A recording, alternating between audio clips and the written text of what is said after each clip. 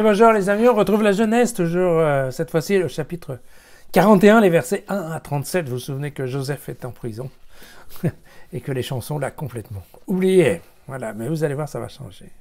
Or, au bout de 2 ans, le pharaon eut un songe. Il se tenait au bord du Nil, et voici que du Nil montaient 7 vaches, belles d'aspect et bien en chair. Elles se mirent à paître dans les fourrés. Puis 7 autres vaches montèrent du Nil. Après elles, vilaines d'aspect et efflanquées, elles se tinrent à côté des premières sur la rive du Nil, et les 7 vaches vilaines et efflanquées dévorèrent les 7 belles vaches grasses. Alors le pharaon s'éveilla. Il se rendormit et il rêva une seconde fois. Voici que 7 épis montaient d'une seule tige, gras et appétissants, puis 7 épis grêles et brûlés par le vent d'est, germèrent après eux, et les épis grêles absorbèrent les 7 épis gras et gonflés. Alors le pharaon s'éveilla.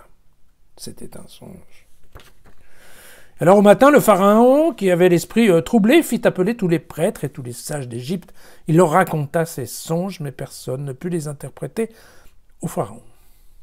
C'est alors que le grand échasson s'adressa au pharaon. « Je dois aujourd'hui avouer ma faute. Le pharaon s'est irrité contre ses serviteurs et m'avait mis aux arrêts dans la maison du grand sommelier, moi ainsi que le grand panetier. Alors, nous avons eu un songe la même nuit, moi et lui, et chaque songe avait sa propre signification. Mais il y avait là un jeune hébreu, esclave du grand sommelier, et nous lui avions fait le récit de nos songes, qu'il les a interprétés, et il donna à chacun son interprétation. Or, il en advint précisément comme il nous les avait interprétés. Moi, on me rétablit dans ma charge, et l'autre, on le pendit.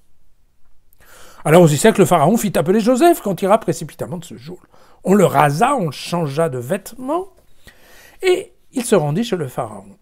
Celui-ci dit à Joseph, « Voilà, j'ai eu un songe et personne n'a pu l'interpréter. Moi, j'ai entendu dire de toi qu'en entendant le récit des songes, tu étais à même de les interpréter. » Alors Joseph répondit au pharaon, « Mais même sans moi, Dieu saurait donner une réponse salutaire au pharaon. »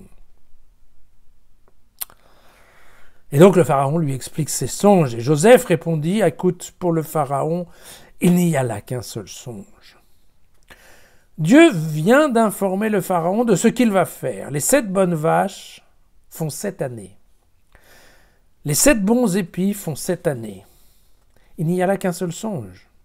Les 7 vaches malingres et vilaines qui montèrent après font 7 années, ainsi que les 7 épis malingres et brûlés par le vent d'est, ce sont également 7 années de famine. » Voilà la parole que j'avais à dire au pharaon. Dieu a révélé au pharaon ce qu'il va faire. 7 années de grande abondance vont venir dans tout le pays d'Égypte, puis surviendront après elles 7 années de famine, et l'on perdra le souvenir de toute cette abondance au pays d'Égypte. La famine épuisera le pays, et on ne saura plus ce qu'est l'abondance dans le pays à cause de la famine qui suivra, tant elle sévira durement. Si le songe a été répété par 2 fois au pharaon, c'est que la chose a été décidée par Dieu, et que Dieu va se hâter de la exécuter. Et maintenant que le pharaon découvre en moi un homme intelligent et sage pour le préparer au pays d'Égypte, que le pharaon met en place des commissaires sur le pays pour taxer au 5e le pays d'Égypte pendant les 7 années d'abondance. Alors ils collecteront tous les vivres de ces 7 années à venir, entreposeront du froment sous l'autorité du pharaon comme réserve de vivres dans les villes. Ce sera une réserve pour le pays en vue de 7 années de famine qui surviendront au pays d'Égypte. Ainsi la famine ne dépeuplera pas le pays. Cette proposition plut au pharaon et à tous ses serviteurs. Eh oui, décidément dans la Genèse, les songes sont un peu comme les motards de la police, hein. Ils voyagent toujours par 2. Voilà. Alors, de toute évidence, voilà, Dieu est toujours aux côtés de Joseph, hein, pour lui susurrer à l'oreille ce que veulent dire les songes et surtout ce qu'il a comme projet divin pour faire, bien sûr, bien sûr. Et donc, ça va permettre à Joseph de s'imposer en face de tous les sages, de tous les savants. En Égypte, on verra ça également dans l'Exode, au moment des 7 plaies de l'Égypte. Hein.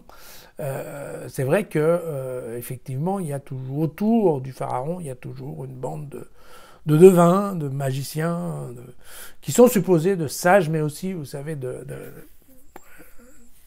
types qui regardent dans les étoiles, hein, et qui sont capables de prédire l'avenir. Voilà. Et de savoir lire donc dans les songes. Voilà.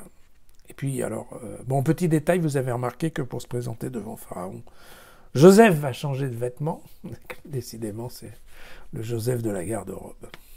Et voilà. Et quant à Joseph, eh bien, vous voyez qu'une fois de plus, il ne manque pas de stratégie. De nos jours, dirait-on de lui qu'il est carriériste? En tout cas, il est prêt à se battre, le coquin. À demain.